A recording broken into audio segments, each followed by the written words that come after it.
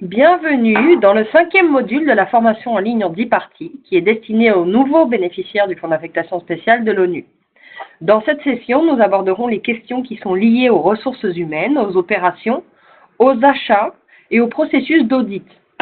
À la fin de cette session, le bénéficiaire, donc vous, serez en mesure de comprendre les exigences et les normes minimales qui sont relatives au personnel de l'organisation directement impliqué dans le projet, l'importance de se conformer aux règles et réglementations en matière d'achat, ainsi que le processus d'audit.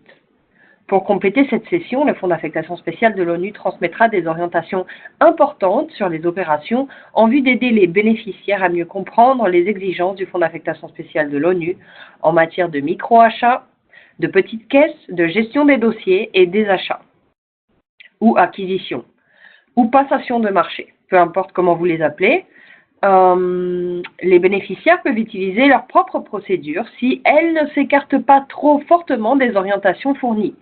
Les bénéficiaires ne disposant pas d'une politique propre devront suivre les orientations fournies par le Fonds d'affectation spéciale de l'ONU pour les projets du Fonds d'affectation spéciale.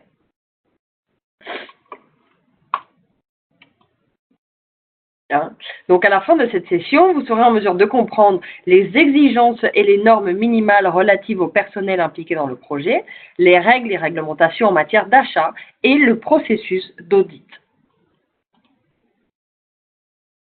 Concernant le personnel impliqué sur le projet, l'accord de coopération, et en particulier l'article 4, stipule que l'organisation bénéficiaire est tenue de s'assurer que son personnel répond aux normes de qualification et de compétences techniques et professionnelles les plus strictes nécessaires à la réalisation des objectifs du projet, et que les décisions concernant le recrutement liées au projet sont exemptes de toute discrimination raciale, ethnique, relative à la croyance ou à la religion, à la nationalité, au genre, à l'invalidité et à tout autre facteur similaire. L'organisation doit s'assurer qu'aucun membre du personnel n'est mêlé à un quelconque conflit d'intérêts en lien avec les activités du projet. Elle est pleinement responsable de l'ensemble des services fournis par son personnel, ses agents, ses employés ou sous-traitants, collectivement désignés comme le personnel.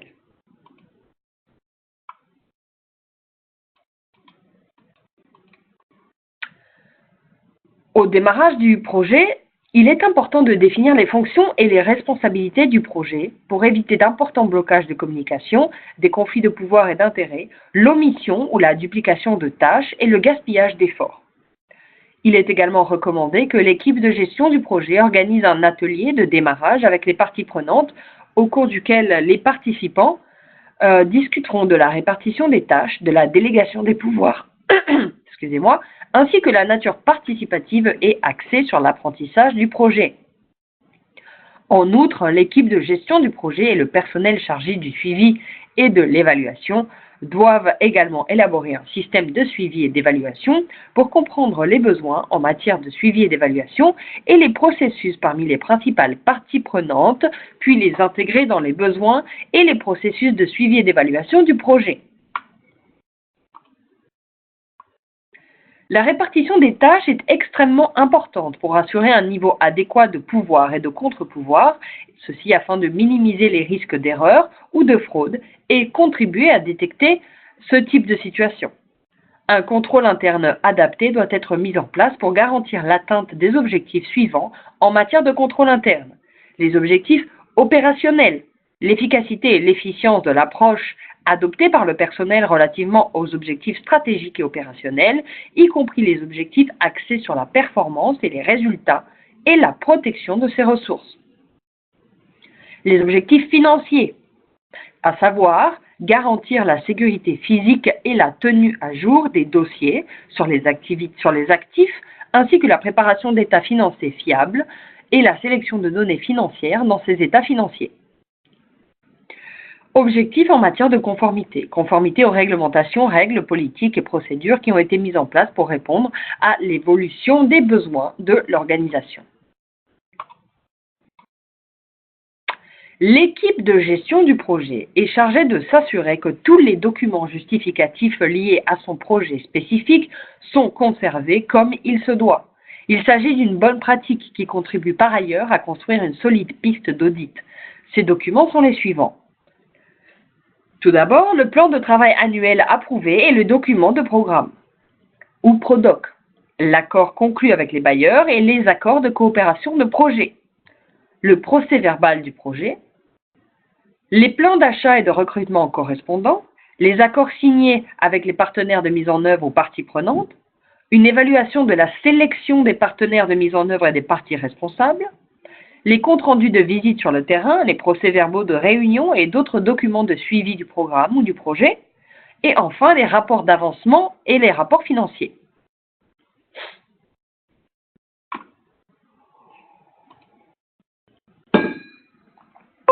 Parlons à présent de passation des marchés. L'une des premières étapes qui s'impose à tout nouveau bénéficiaire du Fonds d'affectation spéciale de l'ONU consiste à vérifier que ses politiques, ses procédures et ses mécanismes de contrôle et d'atténuation des risques encadrant les achats sont conformes aux procédures d'ONU-FEM. Cela a pour but à la fois de vous aider à gérer correctement votre subvention et d'éviter tout problème éventuel en cas de vérification de vos finances ou en cas d'audit de votre projet. Pour vous guider dans le respect de ces procédures, nous vous avons envoyé un questionnaire qui va nous permettre de comprendre et d'évaluer vos capacités internes en vue de vous aider à améliorer vos politiques et vos procédures en vous proposant par exemple des formations sur le sujet. Le Fonds d'affectation spéciale de l'ONU examinera les réponses apportées au questionnaire et se prononcera sur la conformité de ces politiques, procédures et mécanismes de contrôle et d'atténuation des risques encadrant les achats qui sont mis en place par votre organisation et les comparera avec ceux d'ONU-FEM. En revanche, si l'évaluation des capacités ne permet pas de conclure à cette conformité, votre organisation devra adhérer sans réserve aux procédures d'ONU-FEM telles que détaillées dans les directives relatives aux achats du Fonds d'affectation spéciale de l'ONU. Donc, ce questionnaire nous permet d'évaluer vos capacités en matière d'achat, vos politiques, vos procédures et mécanismes de contrôle et d'atténuation des risques. On les compare avec celles d'ONU-FEM. Si elles ne sont pas conformes, alors vous devrez adhérer sans réserve aux procédures d'ONU-FEM.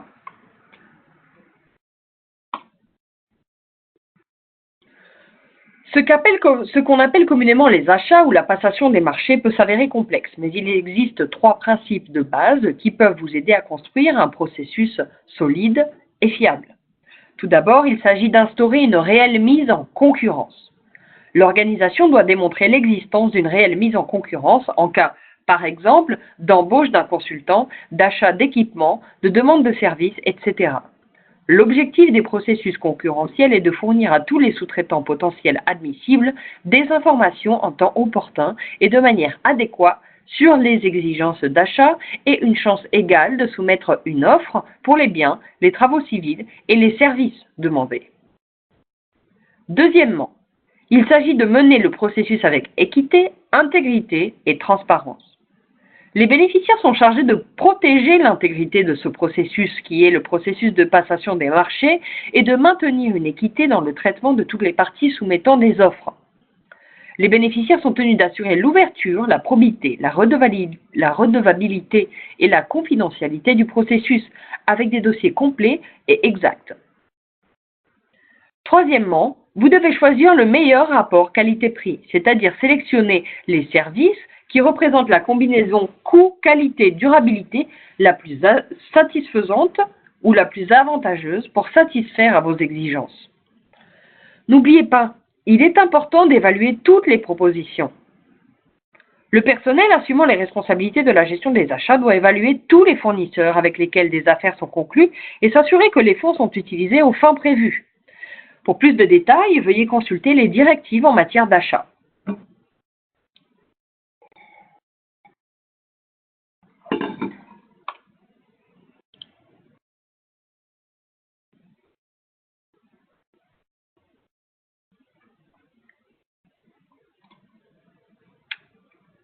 Concernant l'achat d'équipements et autres actifs, conformément à l'accord de coopération, chaque bénéficiaire doit fournir un inventaire annuel de l'équipement et des actifs achetés dans le cadre de la subvention. Le bénéficiaire doit soumettre ces informations par le biais du système de gestion des subventions dans le format désigné. Vous n'en êtes encore qu'au démarrage de votre projet, mais nous pensons qu'il n'est jamais trop tôt pour vous donner quelques conseils en matière d'audit. Pourquoi procédons-nous à l'audit des bénéficiaires ? Les audits de projet sont réalisés dans le but de réduire les risques pour le Fonds d'affectation spéciale de l'ONU. Ils nous offrent une assurance raisonnable que vous utilisez les fonds aux fins prévues et conformément au projet tel qu'il a été déposé et approuvé. En tant que bénéficiaire, les audits vous aident à améliorer votre fonctionnement en révélant les faiblesses éventuelles de votre cadre de contrôle interne et en renforçant votre crédibilité et votre fiabilité auprès de vos bailleurs. Bien entendu, cela dépend de l'opinion d'audit que vous recevez. Regardons cette diapositive en détail pour discuter des éléments importants de l'audit. Sélection pour l'audit. Votre projet peut être sélectionné pour un audit selon deux modalités différentes. Premièrement, ONUFAM utilise un mode de sélection basé sur les risques. Qu'est-ce que cela signifie? La sélection basée sur le risque dépend de certains critères composés. Tout d'abord, le risque associé au pays, puis le niveau des dépenses du bénéficiaire, le montant de la subvention que vous avez reçue. Là encore, qu'est-ce que cela signifie? Tout simplement, si vous intervenez dans un pays à risque très élevé et que votre niveau de dépenses atteint au moins 100 000 $, votre projet fera l'objet d'un audit. Plus le risque est élevé, plus le seuil des dépenses est bas. Pour les bénéficiaires travaillant dans les pays à risque faible, le seuil des dépenses est plus élevé.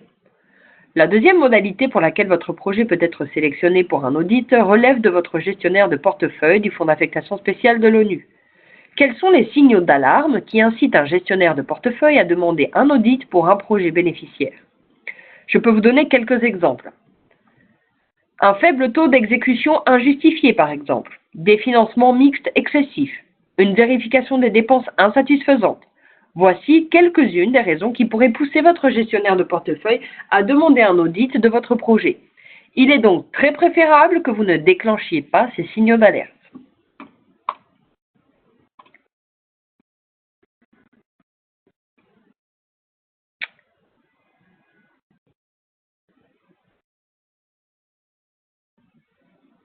Alors, que recouvre l'audit? Le périmètre de l'audit est annuel et ne recouvre que les dépenses du Fonds d'affectation spéciale de l'ONU. Vous devrez transmettre à l'auditeur les rapports financiers accompagnés de tous les documents justificatifs pour l'ensemble de l'année. Dans certains cas, les audits peuvent s'étendre au-delà de l'année, mais c'est l'exception qui confirme la règle. Calendrier. À quel moment se déroule l'audit? La sélection annuelle des projets a lieu vers le mois de novembre de l'année couverte par l'audit. Au mois de décembre, la liste est définitive et si vous êtes sélectionné pour un audit, vous devriez en être informé au plus tard au mois de janvier suivant. La visite de terrain a lieu entre le mois de février et la mi-avril et le rapport final doit être rendu avant la fin du mois d'avril. Bien entendu, vous aurez l'occasion d'examiner le projet d'audit et de fournir des explications avant la finalisation du rapport d'audit. Qui réalise cet audit? L'audit est réalisé par des auditeurs qui sont désignés par ONUFAM. Actuellement, une seule compagnie d'audit réalise les audits des projets pour le Fonds d'affectation spéciale de l'ONU. L'ensemble du processus est coordonné conjointement par le Fonds d'affectation spéciale de l'ONU et ONUFAM. En tant que bénéficiaire, vous n'avez pas à commanditer la réalisation de cet audit. Vous devez seulement vous tenir prêt. Qui finance cet audit?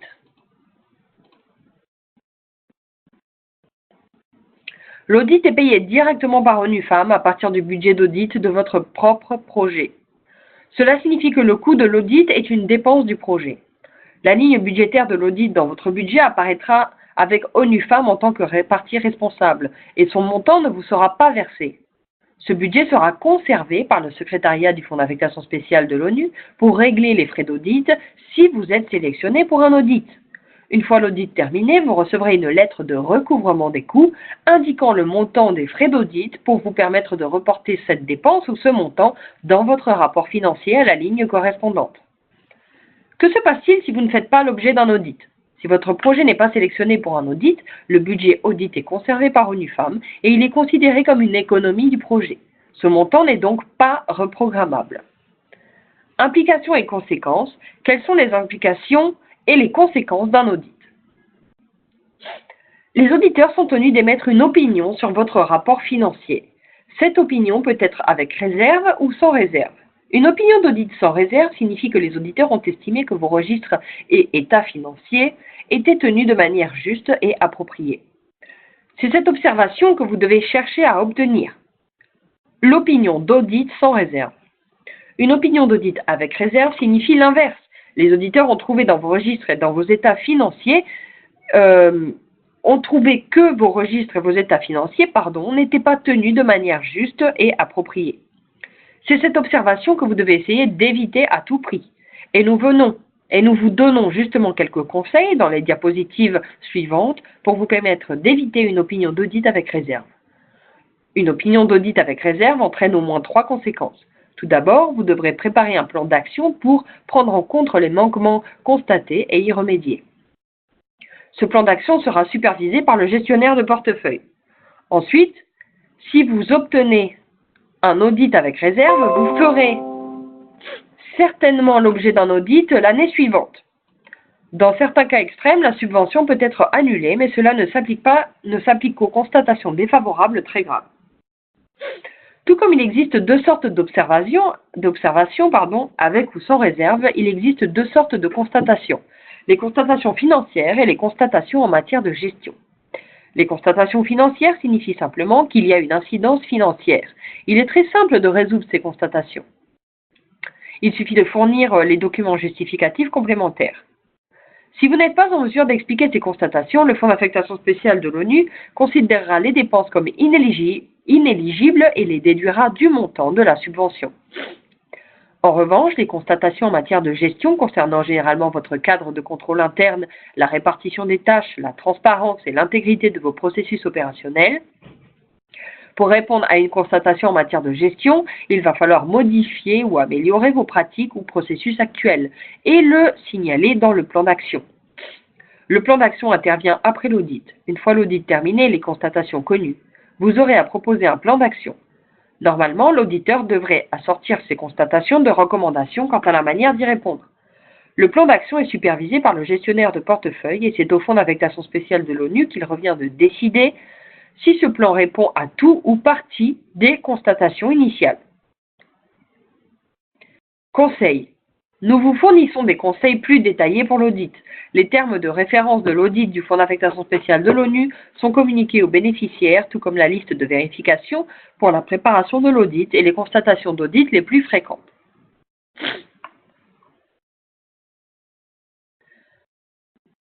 Voici une liste des meilleures pratiques permettant d'obtenir une opinion d'audit favorable sans réserve. Tout d'abord, il est très important d'établir un dossier par activité du projet. Pourquoi? Cette question a déjà été abordée lors de la session précédente. Le classement par activité de projet facilite la recherche des documents qui vont être requis par l'auditeur. Il est beaucoup plus facile de lire le rapport financier si les dépenses sont regroupées par activité.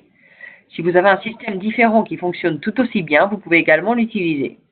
Nous trouvons seulement qu'il est plus simple pour les bénéficiaires de classer leurs documents par activité, car cela leur permet de présenter les documents justificatifs plus facilement. Veillez à avoir tous vos documents justificatifs à portée de main. Ce point a également été abordé au cours de la session précédente. La bonne tenue de vos dossiers est essentielle. Assurez-vous qu'il existe des contrôles internes adéquats et qu'ils sont bien respectés. Il ne suffit pas de disposer de règles et réglementations, encore faut-il les suivre et s'y conformer. La plupart d'entre vous ont transmis des manuels opérationnels pendant le processus de validation, et les auditeurs se référeront à ces manuels et aux règles et réglementations organisationnelles pendant l'audit. Les subventions en cascade ou sous-subventions. Lorsque vous reversez une sous-subvention à un partenaire, vous êtes censé vérifier les dépenses de votre partenaire en lui demandant de vous fournir les documents justificatifs pour les fonds que vous lui avez versés. Par exemple, si vous sous-subventionnez une ONG locale pour la mise en œuvre de certaines actions, vous devez inscrire ces fonds comme une avance sur subvention, puis effectuer le paiement sur présentation des documents justificatifs. Nous suivons la même procédure au Fonds d'affectation spéciale de l'ONU. Vous ne devez pas inclure d'avance ni d'engagement dans le rapport financier. Il s'agit d'une constatation d'audit très répandue. À partir du moment où l'accord de coopération stipule que le rapport financier s'appuie sur une comptabilité de caisse, vous ne pouvez pas inscrire les avances en tant que dépenses.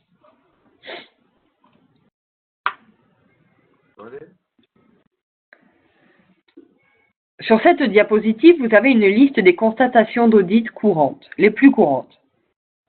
chez les bénéficiaires du Fonds d'affectation spéciale de l'ONU. Alors soyez très attentifs. La plupart des éléments de cette liste sont suffisamment explicites, mais nous pourrons détailler certains d'entre eux. Par exemple, les erreurs de coupure. Cela signifie que la dépense n'a pas été engagée pendant la période du projet, c'est-à-dire que la dépense a été engagée avant la date de début du projet ou après la date de fin du projet. Le double financement des dépenses. Si un autre donateur finance certains de vos projets, vous ne pouvez pas imputer la même dépense à deux donateurs. Cela paraît logique, mais cela se produit quand même très régulièrement. Erreur de déclaration de TVA. Dans la plupart des cas, vous êtes une ONG, vous n'êtes pas assujetti à la TVA. Vous ne devez donc pas inclure cette TVA dans vos déclarations de dépenses, puisque vous ne la payez pas. Avance inscrite en tant que dépense, j'en ai déjà parlé précédemment, mais il est utile de le répéter. Il s'agit les avances ne doivent pas figurer dans votre rapport financier. Déclaration de dépenses pour une activité non réalisée. Cette constatation est suffisamment explicite. Lorsqu'une activité, même inscrite au budget, n'a pas eu lieu, vous ne pouvez pas l'inscrire en dépense. Aucune preuve de paiement. Vous devez obtenir un reçu, quel qu'il soit, pour chacune de vos dépenses. Une liste des documents justificatifs les plus courants vous a été transmise lors de la session précédente sur la tenue des registres de comptes.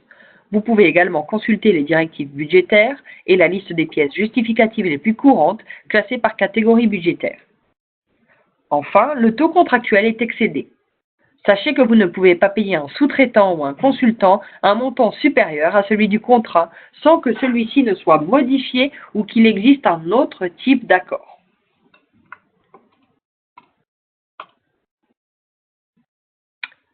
Nous espérons que vous garderez bien tous ces éléments en tête et que vous diffuserez cette liste auprès des équipes de votre organisation, tant en programmation qu'au niveau opérationnel pour éviter toute constatation négative en cas d'audit. Je vous montre cet extrait d'une observation de notre auditeur. La passation des marchés est un problème important et récurrent. Vous devez conserver tous les documents justificatifs de vos activités de passation de marché et être en mesure de les présenter sur demande. Ces documents comprennent les demandes de proposition de prix, les devis des fournisseurs. Ils constituent des preuves de transparence et démontrent que vous respectez les procédures de passation des marchés.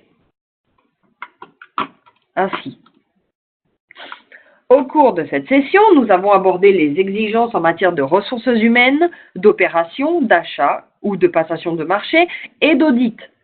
J'espère que les informations fournies vous auront été utiles et qu'elles auront été aussi très claires. Veuillez consulter les autres documents disponibles relatifs au manuel des bénéficiaires et n'hésitez pas à nous poser des questions si vous en avez. Je vous remercie.